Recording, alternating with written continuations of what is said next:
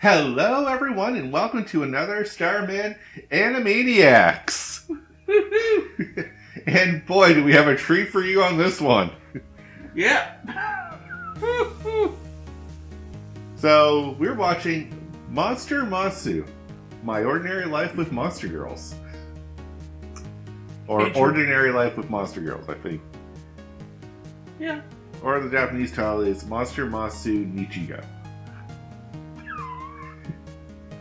Cool. If you're wondering, Nichigo means ordinary life. Okay. That's... If you're wondering, like, hey, wait, that sounds very familiar to the thing we watched, like, two series ago. Because it's accurate. Yeah. Cool. Interesting anime. Yeah. So, drawing out the time limit here, but yes, this is an ecchi anime harem style. So, if you don't know what these are, there is a lot of nudity, we'll say. Yeah. And the plot is going to play out that there's one male surrounded by several females who have different relationships with him, but all ultimately like him. Yeah. And this one's kicker is that, hey, they're all monster girls, so they all have different unique traits about them. Yep. First we got Mia, right? Yep. So we'll only go over the ones we were introduced to on these first 3 episodes. Yep. And then we'll talk more about the other ones as they get introduced. Sounds good. So yes, the first episode is all about Mia the lamia. AKA the snake. Yeah. So if you don't know what a lamia is, they're half snake, half woman. So she's got the upper part of a woman, bottom part of a snake. Yeah. And that's detrimental because snakes tend to wrap around things Yeah. and constrict. Yeah. Her first introduction is her almost killing him. Yeah. So, yeah, great way to open the series is he's in bed and she just happens to coil around him and nearly crush him. And that's a good 5-6 minute scene, I think. Yep. Just him trying to fight for survival. Yep. While she's taking it as foreplay? Yeah! Oh my god. This anime is hilarious. Yes. So yeah, we're watching this more for the comedy, believe it or not. It is so extremely funny. And we also get introduced to Smith. Agent Smith. Who is the coordinator of monsters. And how her job works is that monsters have now been integrated into human society, as before they were just kind of hidden by the government. But now they're becoming so commonplace that they might as well just be introduced. Yeah. So new laws have been passed. And one of the major laws is that a monster can't hurt a human and a human can't hurt a monster. And they're doing this exchange program where monsters live with humans to understand human society. And also have the protection of a human when they're in human society. Yep. And the rule there is that a monster under the exchange program can never leave the house without their host family. Yeah. Yeah. And it just so happens that this poor bastard got Mia by mistake. Yeah. Because Smith's not really good with her job. Smith's kinda incompetent. Kinda. I like to believe that she's more clever than she lets on. And just plays off the incompetency. I feel like she knows exactly what she's doing. But yes. either doesn't care or is lazy about it. I think she's just lazy. Lazy about it is more accurate. Yeah. Less work for her is the better. Oh, yeah. Yeah. So this first episode is more just him taking Mia out. We kind of get to see the world as is, which is mostly humans with a few monsters here and there. Yep. And of course, because this is all new to everyone, monsters are kind of like an attraction. Yeah. People tend to gather around and start photographing. Yeah. And, you know, a couple people, tend to like be assholes. Yeah. Luckily, these people get their comeuppance in the end. And don't worry, we will see more of them and they'll get more comeuppance. Oh, they show back up. Yeah. These are the arrogant, this is their way of showing the arrogant people who couldn't accept this in society. Oh, yeah. Like, oh, look at the freak show. And then, yeah. Then you get straight jacked in the face and you deserve it, in my mind. But okay. Yeah. That was hilarious. Yes. So, first time we meet them, they're mocking Mia. Mia is about to bitch slap them with her tail. But our darling... Yeah, poor bastard. Jumps in the way because he knows if she hurts humans, she gets deported. Yep. And he doesn't want that and protects her by taking the blow. And then we'll conveniently cover up with eyes. Fell and scraped my face. Yep. I fell. Yeah, there's going to be a lot of the special abuse. I tripped. I fell down some stairs. And you just look at your shoulder. I fell down some stairs. And then, Wood thinks this is like, don't take her to a hotel. Yeah, don't take her to a sleazy hotel. You knew as soon as she said that somewhere in this episode they're going to end up in a sleazy hotel. And yeah, they want to escape people, so they find the most private place to be, which happens to be a sleazy hotel. Yeah, and he has never been in one. He has never been in one. Okay, neither of them have been in one. Yeah. Like, what's this? And just various stuff. Oh yeah, there's various items for obvious reasons that neither one of them was like, what's this for? And like, he knows what that's for. He's like, no, put that back. We're not using that. Yeah. If you're wondering, we're talking about a condom. And we're adult here. We can talk. Oh yeah. Of course. And if you're not adult, why are you here? Yeah, get out. All right. Now that your parents are gone, continue watching. Hey, I need all the views I can get. Oh my god. I like that. Okay. Alright, so we'll move on to the second episode, because that's pretty much the crux of the first episode, is that we see the struggle of how hard it is to live with a monster girl. I want to bring up one thing. Yeah? I love seeing those two douchebags get Hadoken punched into a door. Yeah. And we get to see that again as a replay back in the second episode. Yeah, as a fantasy. Yeah. And she's like, you're so strong and brave. He's got like the full-on anime hair and everything. Yep. Oh yeah, second episode. Yeah. So second episode, we get introduced to two new members. Yep. And this is kind of a half episode for each. Yeah. So first half is with Poppy, the happy harpy. Yeah, and we get introduced her in the worst way possible. Yeah. She kidnaps him. Yeah. Just flies in, steals him off the balcony, and bye. It's like, and Mia's obviously pissed. Yes. Oh.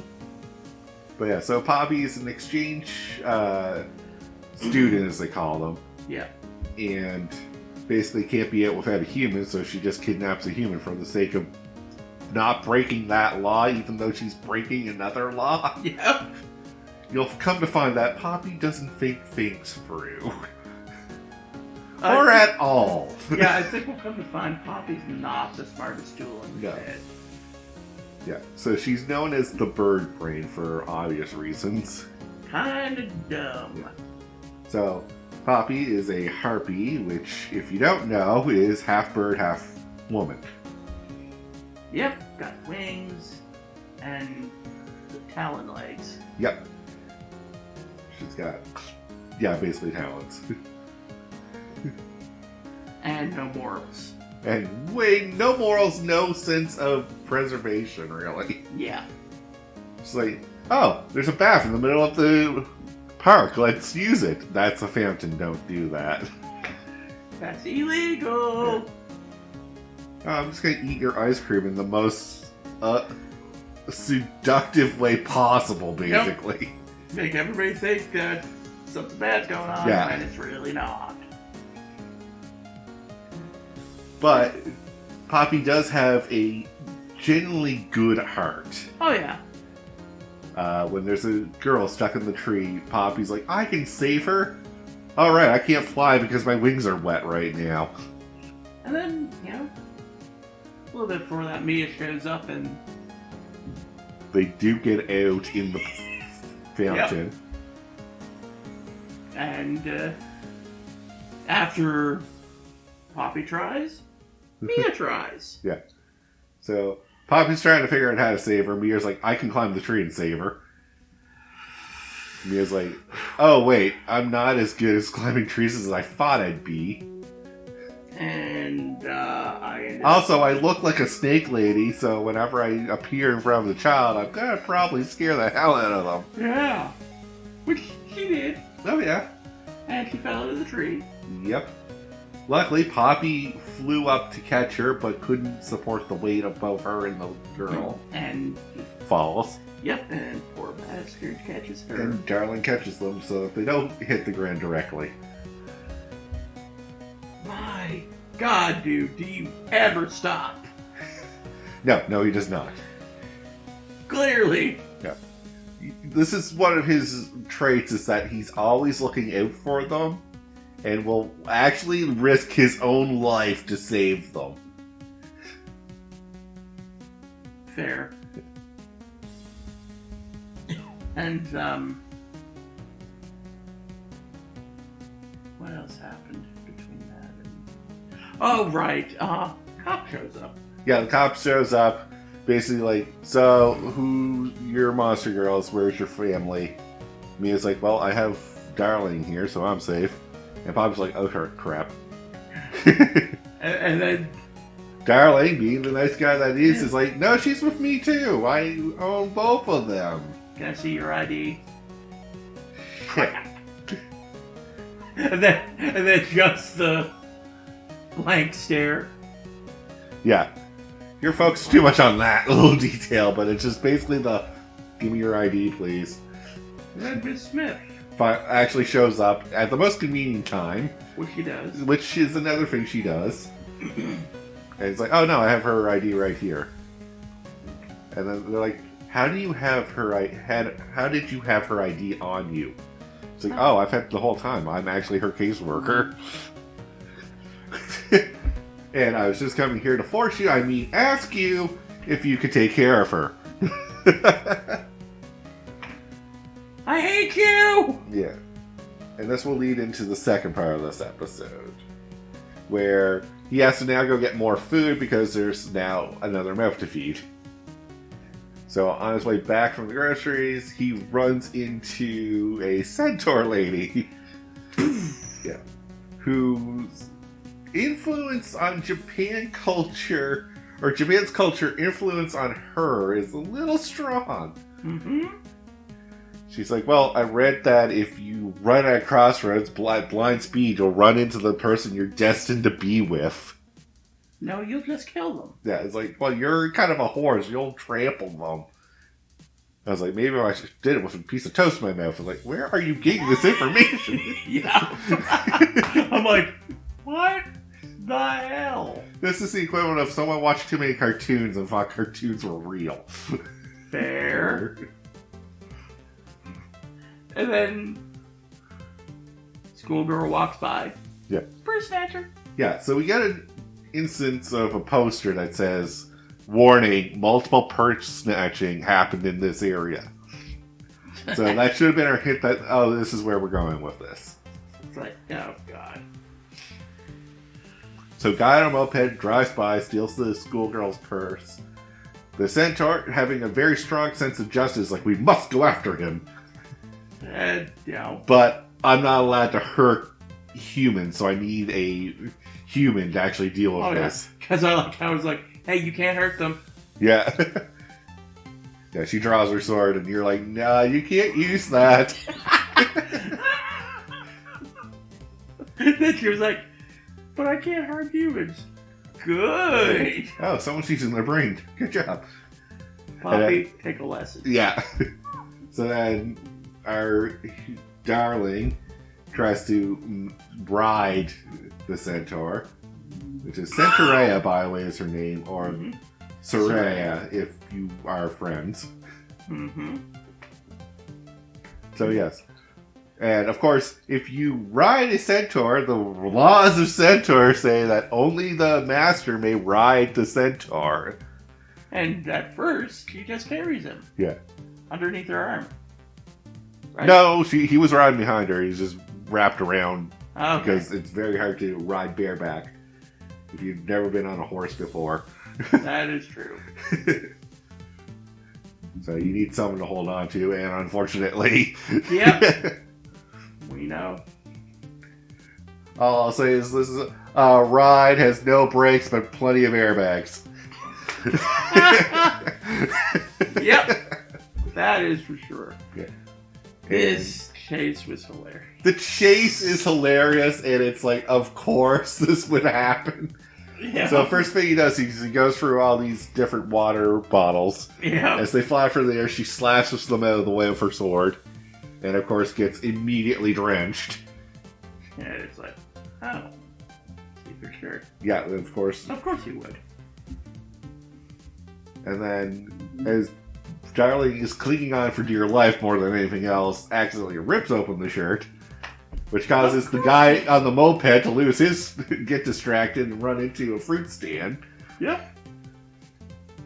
And also, Centaurea is now embarrassed beyond belief and can't focus and just runs straight into a wall. Yep. And then we look behind and see the purse snatcher with the sword. Yeah, the purse snatcher with the sword. It's like, now I'm mad. And slashes down, and of course... Darling will take that blow. I'm like, you're an idiot.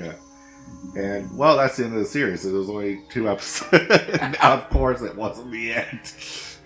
Yeah, apparently it's only a replica sword. Yeah. So it hurts like a bastard. Yeah. But it won't kill. And then we come to find out she is now indebted to him. Yep. And we'll be living with him. As technically Smith is her caseworker as well, but because of the Centaur's laws is that they're supposed to seek out their own master. She's just letting her do it. So she's like, as long as you're not hurting anyone, you're just seeking out someone to live with, then that's fine. If I was him, I'd be like, oh great, another mouth to feed. Yep. And then on to the 3rd episode. So this is the full moon. And now let's lay down the stipulations of what's actually going to happen for this anime. So we find out that no one in the household can seem to really get along. Nope, because, let's see, first off, Mia and Centaurea, yeah. start, just fighting. Yeah. Mia's trying to explain the laws of the interspecies relationship. Mm-hmm. Adding her own laws. And then adding her own laws. It's like, well, the senior member gets full say over the other 2 members. No. It's like, no, there's no law like that, because Centaurea is like, I read that, and you're full of shit. Meanwhile, Pop is like trying to understand anything that's going on. Then we cut to like Centaurea and Mia just At each other's throats. literally. And Poppy's brain frying. Yeah, her brain literally exploded. Yep. So it's like, well, time for a break. Let's go have a bath. Yep. And innuendos ensue when trying to put on a bathing suit. Yeah. Because this is Americanized, I do believe that there is a lot of unnecessary innuendo jokes in this. Oh, it was... a lot of it was unnecessary. Yeah. It's funny, but I was like, it also gets too uncomfortable in some places. A lot of places. Yeah. It just feels too forced. Oh, yeah. And then finally, in the bath. Yeah. So, we go in with that scene. We're running short on time is the thing, so we'll get into the more major plot points. So, after a few incidences, Centaurea finally charges off with Darling. Mm-hmm. And they spend some time together as the other two are trying to catch up. Yep. And they talk about night stuff. Yeah. Oh, she's talking about her servitude to him and why she's so loyal now to him. And she's like, I'm a knight first and a woman second. It's like, no. Yeah. You have to relax. Yeah. Gotta learn to chill a bit here. I'm not a king. Yeah. Do what you want to do. Yeah. What would you like to do? He asks. And she's like, I want to hold your hand. If that's alright. Yep. It's like, yeah, sure. As long as it doesn't mean anything, we can do that all you want. And she kind of freaks out. Yeah. And then who should show up?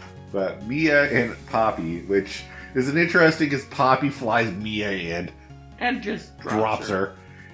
He's like, why did you drop me? Because she said, yeah, you told me to let me get down. Gangling! And then they all proceed to fight again. Basically, Centaurea and Mia start fighting, and Poppy's like, well, if you guys are going to fight, I'm actually just going to take him. And they're like, oh, hell no, you're not. And then Mia's in it. No, Poppy's in on the fight. Yeah. And then Smith shows up again. Yep. It's like, okay, well, they're getting out of hand, trying to take out the trank gun. This is where I questioned her competence. Yeah. She shoots. All three. Who takes all three? Devin? Darling. Of course he will. He'll take free tranquilizers in the back. Yeah. And I was like, I'm not a medical expert, but I'm pretty sure if you overdose on tranks, that's pretty bad. Yeah. And I'm pretty sure those tranks are designed for stronger animals than humans. Yeah. Must have been low dosage or something. From fighting. Yeah. Oh yeah, after he gets shot, they all stop. There's like, oh crap, he got shot because of us. It's like, oh, I'm embarrassed because we're being crazy. Yeah. So then Smith lays down the new changes to the law, which is, we're going to try marriage between humans and monsters. And you're going to be the test subject. As well. Bye. Walks out. You shit disturber. Yeah. So after we have let's settle down, everyone. Nope, we're all got to fight for my affection now. Yep. Because I can only marry one of you. Yep. First we got Mia showing up and... Okay, so now we get into another plot point. Yeah. So... Oh, yeah. Everyone starts acting crazy and basically attacking Darling. Yep. In the most affectionate way possible. Because it's a full moon, and apparently for beast monsters, the full moon means that your beast instincts are more active. Yep. Smith meant to mention it to him, but... Forgot. Of course. Thanks, Smith. Yep.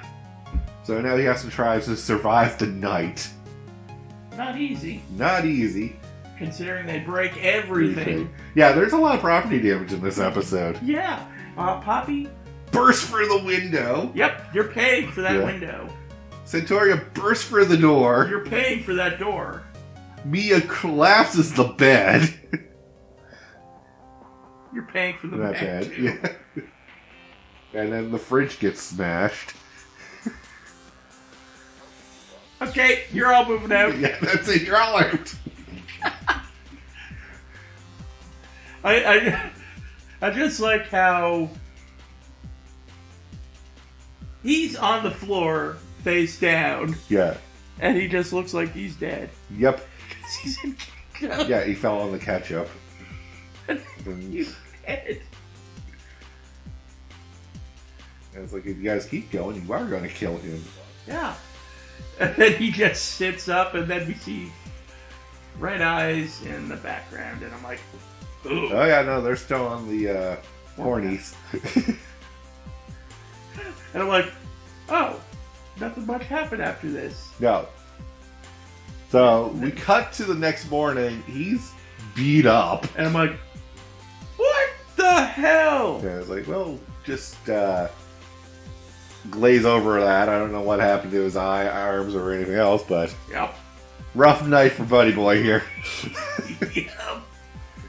And then this is where he has to come to the city. He's like, well, this is my fault because I all made you feel insecure because I didn't give you a definite answer on the marriage question. Yeah. I will figure that out by dating you. Yeah. So now the crux is that I'm going to go on individual dates with you and figure out who I really want to be with in marriage. Yeah.